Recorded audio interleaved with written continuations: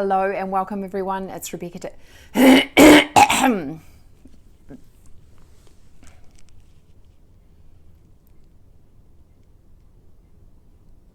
Hello and welcome everyone, it's Rebecca Davison, Intuitive Hello and welcome everyone, it's Rebecca Davison, Intuitive Coach and Mentor and founder of Find Your Bliss. Welcome to day 5 of our Ego Detox Soul Energizer series. It's great to have you here.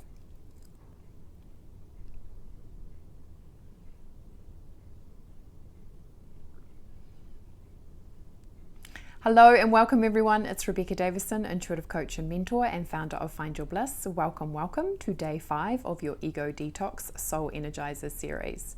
It's exciting to see what's unfolding for people. I've been getting some really interesting feedback and comments, so thank you so much for your interest and for watching these videos. It's great to have you here. Today what we're going to talk about is how to get out of your own way.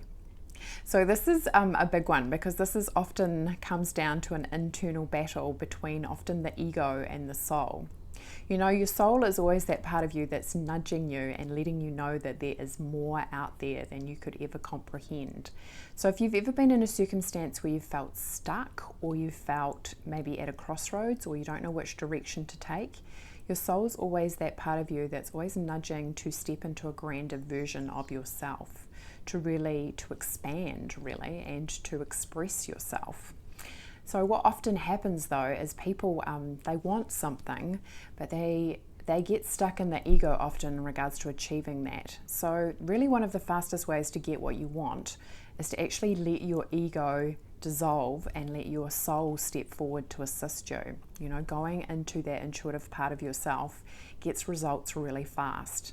You know, and it's just like a relationship in the respect that you have to develop it. If you want to hear or feel or know your intuition, you need to start accessing it. You need to start playing with it. You need to start engaging and asking questions and then getting some results.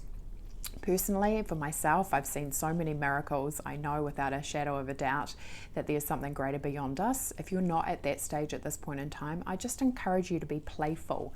You know, bring the energy of curiosity and playfulness in regards to developing your intuition. See what's possible for you. Allow your life to be bigger than perhaps it is currently. But what happens when we get stuck in the ego? Because we live with the ego all the time, right? The ego is the logical, rational mind that's trying to comprehend our reality. You know, the soul works on a much grander scale. It's vast, it's limitless, you know, the possibilities are infinite. So it becomes a circumstance that, you know, sometimes when we're starting to develop our intuition, there can be a grapple or a little bit of rallying between the ego and the soul. So this is your intuitive tweak for today. What I'd encourage you to do to really surpass or bypass perhaps the ego often, just the intuitive tweak right now is to say yes to everything for the next 48 hours. If you get asked out, if you get rung up, somebody calls you and says, hey, let's go and do this, then just say yes. You know, life really begins outside of your comfort zone. And the thing is about the ego is always endeavoring to try and keep you safe, but safe is often very limited. So yes, it's doing a good job, and yes, it should be a situation where we don't want to discard the ego completely. It's there to work in your favor, but you need to ask it to work with you and not against you. So the intuitive tweak for today, say yes to everything for the next 48 hours. Realize that you're never going to be in the mood to often chase your dreams. You know, like sometimes your ego will say, no, I'm going to stay in bed the extra half hour. You know, it's not going to get up and exercise, or it's not going to get up and help you to step into the energy of creation when it comes to your dreams. So recognize that from ego energy, you're never going to want to do what it is that your dreams are. You're never going to pursue them. But if you connect to the energy of your soul, which is inspiration, you know, being in spirit, then it's easy to move into the energy of your dreams. You know, and the thing is about the ego, of course, right? I can imagine that some people watching this will be like, you know, it's easy for you to say, maybe you're already there. But it's a circumstance of, you know, what inspires you? What does it take to motivate you? It's often inspiration that moves through you. So really recognizing that the ego, even though it's there to protect you, it's not necessarily a massive help when it comes to connecting with your dreams. And often, you don't feel like it. You don't feel like doing it. You don't feel like, shooting that video or writing the blog or, going to the job interview or looking for another job or, going out and dating, whatever it is that your dream is. Often we don't feel in the energy of what it is that we really want. So recognizing that that doesn't happen. That's why, our parents say to us, stop watching TV or get out of bed, because, that's their job to do that for us, because we don't have that natural inclination necessarily ourselves. But it's a circumstance where you recognize that that's not going to happen. So what's it going to take to pull in the energy of creating action? And that really does come from being connected to the soul. Recognizing too that this is a really interesting thing that just came to me just yesterday, that people often say that your most valuable commodity is time. Other people may say that your most valuable commodity is your personal information. That has a huge currency these days.